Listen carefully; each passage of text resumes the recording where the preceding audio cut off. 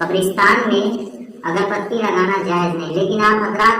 سب کو دیکھتے ہوں گے کہ جیب میں اگربتی ضرور لے کر کے دوسرے جیب میں ماچس لے کر کے قبرستان میں نکل جائیں گے۔ اللہ کے نبی نے اس سے منع فرمایا ہے۔ قبروں پہ جانے کا مقصد صرف اتنا ہونا چاہیے کہ ہم اور آپ اس سے عبرت حاصل کریں، نصیحت حاصل کریں کہ یہ بندہ جہاں جا چکا ہے وہاں ہمیں جانا ہے۔ تو جب یہ خیال ہمارے دل میں ہوگا کہ یہ بندہ جہاں گیا ہے وہاں ہمیں جانا ہے، تو یقین جانیے آپ کے دل کے اندر ایمان پیدا ہوگا، اور اسی ایمان پیدا کرنے کے لیے ہی شب برات ہے، تاکہ ہم اور آپ توبہ کریں، اور توبہ کرنے کے بعد مسجدوں میں یا اپنے گھروں میں قرآن مقدس یا نماز نوافلات کی تکمیل کریں، نوافلات کی ادائیگی کریں۔ اور آپ حضرات دیکھتے ہوں گے ایک بات اور کہ لوگ شب برات کے دن جیسے ہی مغرب فاتحہ کا وقت ہوتا ہے تو فاتحہ کر لینے کے بعد قبروں کی طرف نکل جاتے ہیں۔ یہ بھی طریقہ درست نہیں ہے۔ ہمارے اور آپ کے نبی کا طریقہ یہ نہیں تھا کہ مغرب کی نماز ہو گئی قبروں کی جانب نکل جائیں۔ طریقہ کیا ہونا چاہیے کہ جس وقت میں ہم کو جانا چاہیے اس وقت میں ہم آ کے سو جاتے ہیں، اور جس وقت جانے کا کوئی مطلب نہیں ہے، بے سود ہے، اس وقت میں ہم جاتے ہیں۔ رات کا 2 حصہ گزارنے کے بعد آپ حضرات ان کے پاس جائیں، ان کے لیے مغفرت کی دعا کریں، اپنے لیے توبہ کریں، استغفار کریں اللہ رب العزت کی بارگاہ میں۔ جب ہمارے پاس کچھ نہیں ہوگا، اس رات کا پڑھنا الگ ہے، عام دنوں میں پڑھنا الگ ہے۔ آج ہم پڑھیں تو وہ ثواب نہیں ملے گی جو اس رات میں ملے گی۔ ہم اور آپ مغرب کی نماز پڑھ لینے کے بعد مسجدوں میں بیٹھیں، قیام کریں، مسجدوں میں نوافلات پڑھیں، اس سے چھٹکارا پائیں، قرآن مقدس کی تلاوت کریں، ذکر و اذکار کریں، تسبیح کا ورد کریں۔ جب رات کا 2 حصہ گزر جائے، 12 کے بعد 12:30 بجے یا 1 بجے کے قریب، ضروری نہیں ہے کہ 10 قبرستان پہ آپ جائیں، یہ ضروری نہیں ہے کہ گاؤں کے ارد گرد جتنے مزارات ہیں، جتنے قبرستان ہیں، سب پہ آپ حاضری دیں۔ قبر پہ کھڑے ہو کر کے آپ کہیے کہ اللہ جو بھی میں نے پڑھا ان تمام مردوں کے حوالے سے حساب ثواب کے طور پہ پیش کر رہا ہوں، اور اس پڑھے ہوئے کے ذریعے ان کی مغفرت فرما دے۔ جب ہمارے اور آپ کے پاس وہ چیز پڑھا ہوا رہے گا تب تو دیں گے، پچھلا پڑھا ہوا ہے، اب اس کو لے کر کے ہم مزارات پہ چلے گئے، قبروں پہ چلے گئے، تو ہم اس کو کیا دیں گے؟ وہ تو ہمارے لیے ہی کافی نہیں ہے، ہماری بخشش کے لیے ہی وہ کافی نہیں ہے، ہم ان کے لیے کیا پڑھیں گے؟ تو آپ حضرات ایک بات غور کریے کہ اگر بتی موم بتی قبروں پر مت لے جائیے۔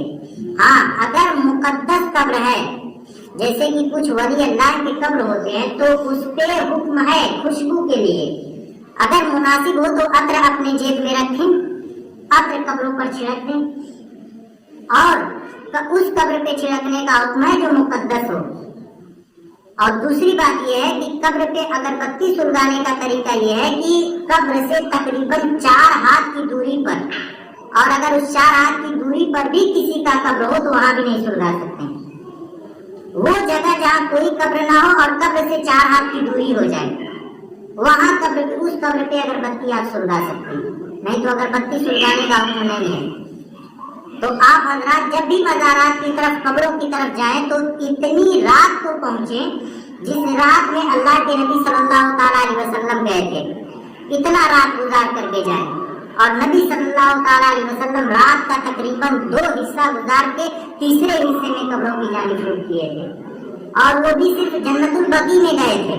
ایسا نہیں مدینہ منورہ میں بہت سارے قبر، مکہ میں بہت سارے قبر تھے، لیکن صرف ایک قبر پہ گئے تھے، قبرستان میں گھسے، اور قبرستان میں گھسنے کے بعد وہاں پر ذکر و اذکار کر کے لوگوں کے نام سے ایصال ثواب کر دیتے ہیں۔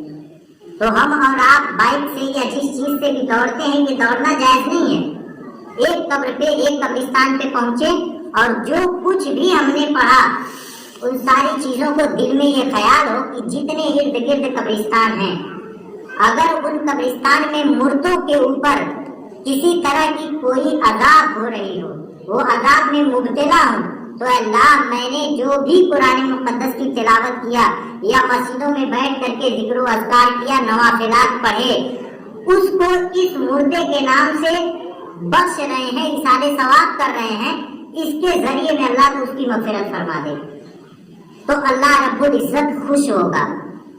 اور ہو سکتا ہے اس توبے کی رات والی آپ کے اس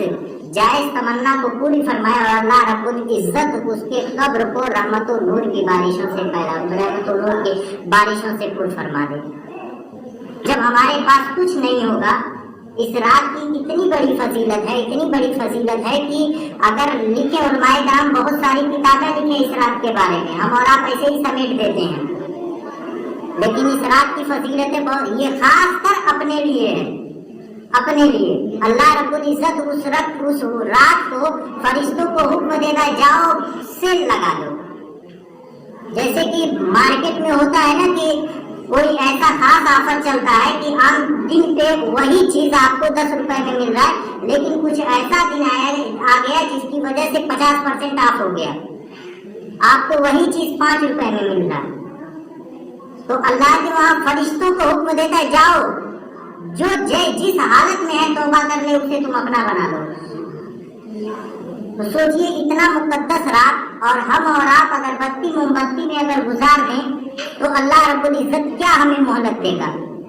اور جب موت کا وقت ہوگا تو ہمارے لیے توبہ بھی نصیب نہیں ہوگی۔ اتنی اچھی راتیں، تقریباً سال میں 3-4 راتیں ایسی ہے جس راتوں میں اگر ہم اللہ رب العزت کی بارگاہ میں صرف دل سے بنا آنسو بہائے صرف کہے اللہ میں اپنی گناہوں پہ شرمندہ ہوں، میری مغفرت فرما دے، اللہ رب العزت اتنا کہنا کافی ہو جائے گا آپ کا، کیونکہ اللہ رب العزت اس رات بندوں سے بہت زیادہ لو لگاتا ہے، بندوں کے بہت زیادہ قریب ہو جاتا ہے، آؤ بندے تم توبہ کرو میں تمہاری مغفرت فرما دوں گا۔ تو آپ حضرات قبروں پہ جائیے، لیکن اس حال میں جائیے، یہ سمجھ کر کے جائیے، اور ارادہ دل میں یہ ہو کہ میں ان سے مانگوں گا نہیں، مانگنا قبروں سے شرک ہے۔ آپ ان کے لیے مغفرت کی دعا کیجیے کہ اللہ اگر یہ کسی حال میں ہے، ان پر عذاب ہو رہی ہو تو ان کی مغفرت فرما دے۔ ہاں مقدس قبریں جو ہے ان کے وسیلے سے آپ کچھ مانگ سکتے ہیں کہ اللہ جس حال میں یہ یہاں تک پہنچے ہیں، ان کے صدقے میں مجھے بھی یہ چیزیں عطا کر دے کہ میں بھی یہاں تک پہنچ جاؤں۔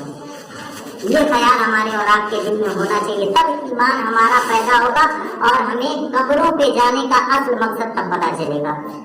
اللہ رب العزت کی بارگاہ میں دعا ہے، التجا ہے کہ ہمیں اور آپ کو اس مقصد سے جو میں نے عرض کیا اسی مقصد کو لے کر کے قبروں پہ جانے کی توفیق و رفیق عطا فرمائے، اور ساتھ ہی ساتھ ہمیں اور آپ کو خوب نماز پڑھنے کی توفیق عطا فرمائے۔